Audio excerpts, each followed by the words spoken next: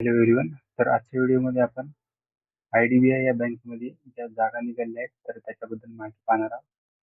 तर सुरुवातीला आपण त्या ज्या जागा निघाल्या आहेत तर त्याची जी डेट्स आहेत तर त्याच्या डेटबद्दल माहिती घेऊया. तर ते जे फॉर्म सुटणार आहेत या IDBI बँकेसाठी तर ते 14 जुलैला सुटणार आहेत.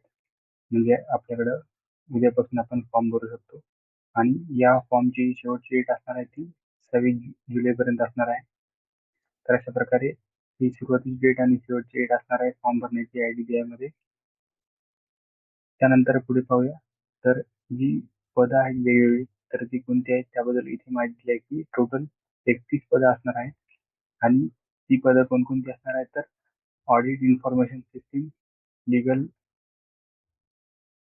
त्यानंतर इन्फ्रास्ट्रक्चर मॅनेजमेंट डिपार्टमेंट आणि त्याचबरोबर सिक्युरिटी ऑफिसर.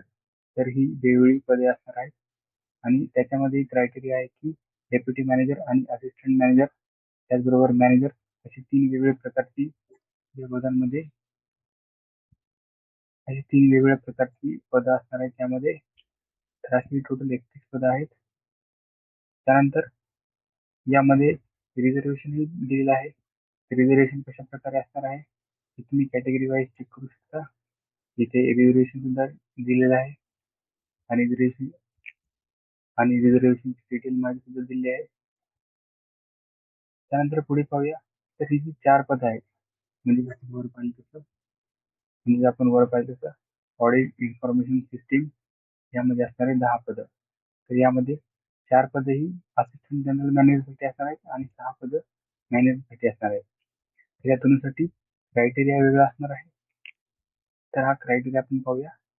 तर सुरुवातीला जी 4 पदं असणार आहेत तर त्या पदांचा जो स्केल आहे तो C असणार आहे आणि त्यासाठी जे वयाची अट आहे ती 28 ते 40 अशी असणार आहे. त्याचबरोबर इंजिनिअरिंग किंवा MSc यासारखं जे क्वालिफिकेशन असेल तर ते लागणार आहे.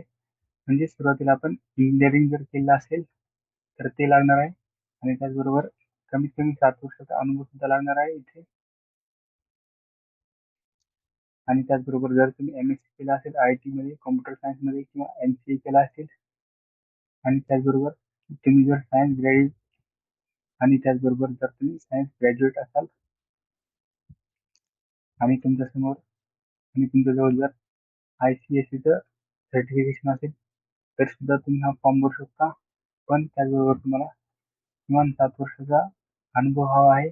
तर तो अनुभव कशामध्ये हवा आहे तर BSFI, IT किंवा कम्युनिकेशन सिक्युरिटी कन्सल्टन्सी या क्षेत्रामध्ये तुम्हाला 7 वर्षाचा अनुभव हवा आहे. आणि या 7 वर्षापैकी 4 वर्षाचा अनुभव आहे तो ऑडिट, सायबर सिक्युरिटी आणि इन्फॉर्मेशन सिक्युरिटी कन्सल्टन्सी या गोष्टीबद्दलचा हवा असणार आहे. तर ही सर्व माहिती या 4 पदासाठी दिली आहे. त्यानंतर पुढची 6 पदं पाहूया. तर पुढची 6 पदं आहेत तर त्याच्यामध्ये जी वयाची अट आहे ती 25 ते 35 असणार आहे आणि यामध्ये सुद्धा बऱ्याच प्रमाणात सारखंच एज्युकेशन क्वालिफिकेशन राहत आहे आणि यामध्ये सुद्धा बऱ्याच प्रमाणात सारखंच एज्युकेशन क्वालिफिकेशन असणार आहे. तर BTech, MSc, सायन्स ग्रॅज्युएट आणि इथे थोडासा एक्सपिरियन्स कमी असला तरी चालेल. म्हणजे 4 वर्षाचा टोटल एक्सपिरियन्स आणि त्यापैकी 2 वर्षाचा जो एक्सपिरियन्स आहे तो ऑडिट, सायबर सिक्युरिटी किंवा इन्फॉर्मेशन सिक्युरिटी कन्सल्टन्सीमध्ये असला पाहिजे. त्यानंतर पुढच्या पदाबद्दल पाहूया. जे इन्फ्रास्ट्रक्चर मॅनेजमेंट डिपार्टमेंट IMD पद आहे तर त्याच्यामध्ये 5 वॅकन्सीज आहेत. तर याच्यामध्ये जे वयाची अट आहे ते 35 ते 45 हे वय असणं तुमचं बंधनकारक आहे. आणि याच्यामध्ये सुद्धा जी इंजिनिअरिंग ग्रॅज्युएट आहेत म्हणजे BTech ज्यांनी झालेले आहे किंवा BE सिव्हिल ज्यांनी झाले आहे त्याचबरोबर जर इलेक्ट्रिकल आणि इलेक्ट्रॉनिक्स अँड टेलिकम्युनिकेशन इलेक्ट्रिकल आणि इलेक्ट्रॉनिक्स या दोन्ही गोष्टींमध्ये जर तुमचं DS स्पेशलायझेशन झालं आहे ते सुद्धा तुम्ही हा फॉर्म भरू शकता आणि या पोस्टसाठी अप्लाय करू शकता. त्याचबरोबर इथे अनुभवाची जर डिटेल्स पाहिजे तर तुम्हाला कमीत 10 वर्षाचा अनुभव असणं बंधनकारक आहे आणि त्यापैकी 7 वर्षाचा अनुभव जो आहे तो सिव्हिल, इलेक्ट्रिकल आणि जी वेगवेगळी इंजिनिअरिंगची फील्ड्स आहेत तर त्याच्यामध्ये असणं आवश्यक आहे.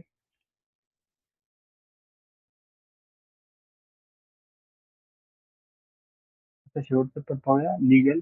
याच्यामध्ये टोटल 3 आणि 6 अशा 2 वेगवेगळ्या प्रकारच्या वॅकन्सी होत्या, ग्रेड सी आणि ग्रेड बी साठी. तर याच्यामध्ये जे ग्रेड डी आहे त्याच्यामध्ये 35 ते 45 असं वय आवश्यक आहे. त्याचबरोबर तुम्ही त्याचबरोबर तुमचं ग्रॅज्युएशन झालेलं असलं पाहिजे लॉ मध्ये एका रिकग्नाइज युनिव्हर्सिटीमधून, आणि तुमच्याकडे 10 वर्षाचा अनुभव हा, आणि त्याचबरोबर या 10 वर्षापैकी 7 वर्षाचा अनुभव जो आहे तो बँकिंग आणि फायनान्शियल सर्व्हिसेस या फील्डमध्ये असला पाहिजे. आणि त्यानंतर ज्या 6 वॅकन्सी आहेत ग्रेड बी साठी, तर त्यांच्यासाठी 25 ते 35 हे वय असणं बंधनकारक आहे. आणि तुमचं इथे सुद्धा लॉ मध्ये ग्रॅज्युएशन झालेलं पाहिजे आणि 4 वर्षाचा अनुभव असला पाहिजे, आणि त्यापैकी 2 वर्षाचा अनुभव हा बँकिंग आणि फायनान्शियल सर्व्हिस मध्ये असला पाहिजे. त्यानंतर पुढचं पद, शेवटचं पद आहे जे की सिक्युरिटी ऑफिसर आहे. तर याच्यामध्ये टोटल 4 वॅकन्सी आहेत. तर या 4 पैकी 2 ज्या वॅकन्सी आहेत त्या,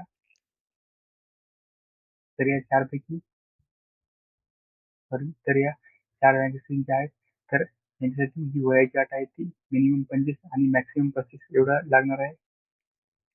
आणि याच्यामध्ये कोणताही ग्रॅज्युएट असेल तर तो फॉर्म भरू शकतो.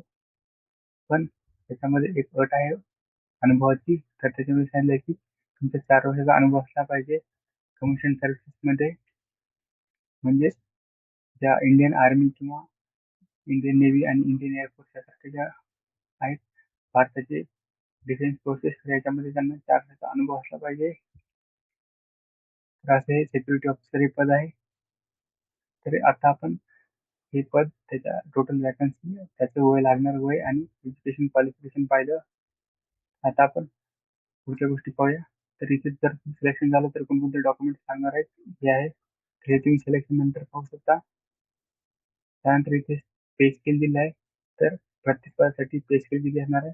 डेप्युटी जनरल मॅनेजरसाठी टोटल 2,04,000 हा मंथली सॅलरी असणार आहे, एवढी मंथली सॅलरी असणार आहे.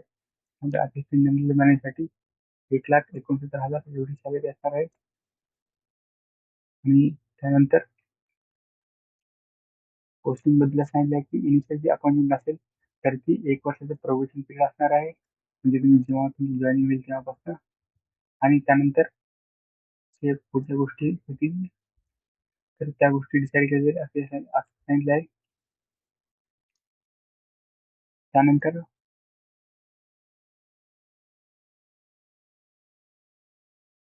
त्यानंतर पुढे पाहूया. तर कास्टसाठी जे रिझर्वेशन असणार आहे तर त्यासाठी एज रिलॅक्सेशन कसं असणार आहे हे तुम्ही इथे पाहू शकता.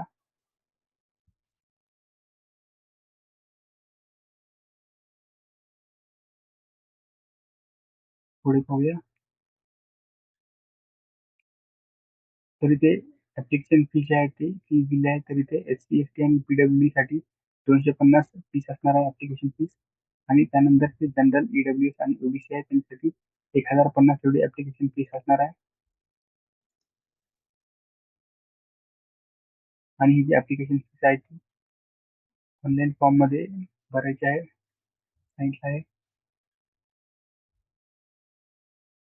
त्याचबरोबर जर तुम्ही बँक ट्रान्झॅक्शन किंवा बाकी पद्धतीने जर तुम्ही भरत असाल ऑनलाईन, सॉरी, तर इथे असं दिले आहे की जे बँक ऑनलाईन ट्रान्झॅक्शनसाठी लागणारी एक्स्ट्रा चार्जेस फी सोबतचे तर ते आपल्याला करायला लागणार आहेत असे मी सांगितलं आहे. पुढे काही महत्वाच्या गोष्टी असतील तर पाहूयात.